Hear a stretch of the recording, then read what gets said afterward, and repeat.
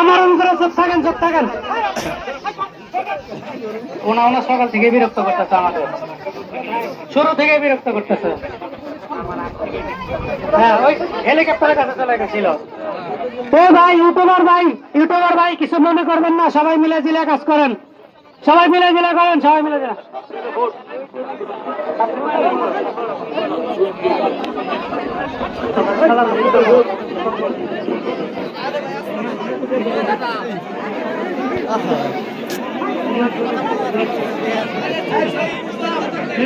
কথা তো ওদের শোনা যায় না।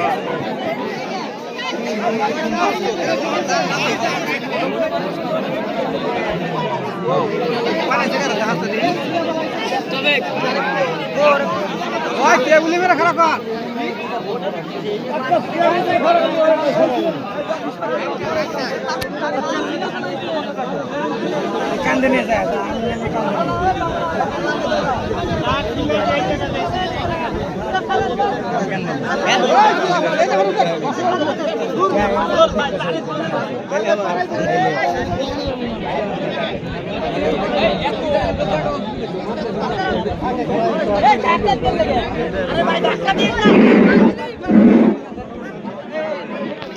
সম্মানিত অতিথিগণ, আসসালামু আলাইকুম।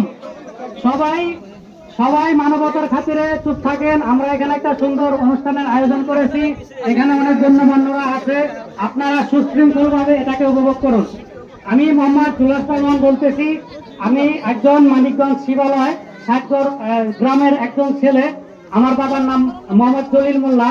তো আপনারা সবাই আমাকে চিনেন, বিশেষ করে এই মিডিয়ার মাধ্যমে আমাকে চিনেন।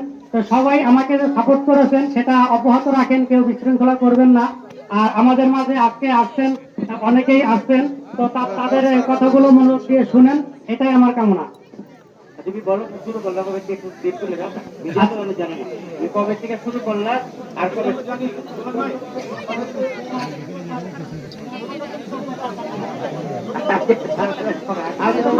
না, ও ঘর তৈরিতে শেষ করুক নাকি?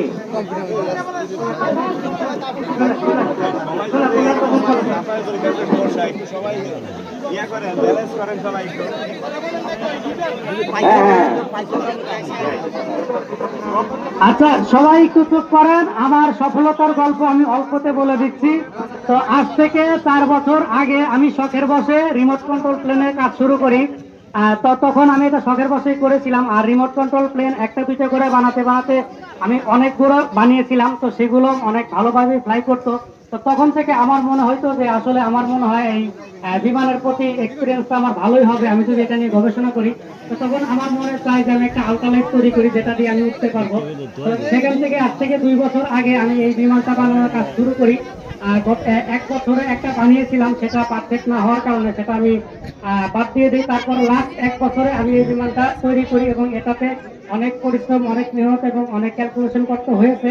অবশেষে আল্লাহর রহমতে এটির ওয়েট ব্যালেন্স এবং সবকিছু সঠিকভাবে হওয়ার কারণে এটাকে আমি পিক আপ করতে পেরেছি। আর বিশেষ করে এটাকে আমি কখনোই বেশি উপরে ওঠানোর চেষ্টা করিনি, সেটা আমার সেফটির জন্য মিনিমাম 40-50 ফিট উঠিয়েছি, যেটা অনেক সুন্দরভাবে আমি ব্যালেন্স এবং টেক অফ এবং ল্যান্ডিং করে আপনাদেরকে দেখিয়েছি।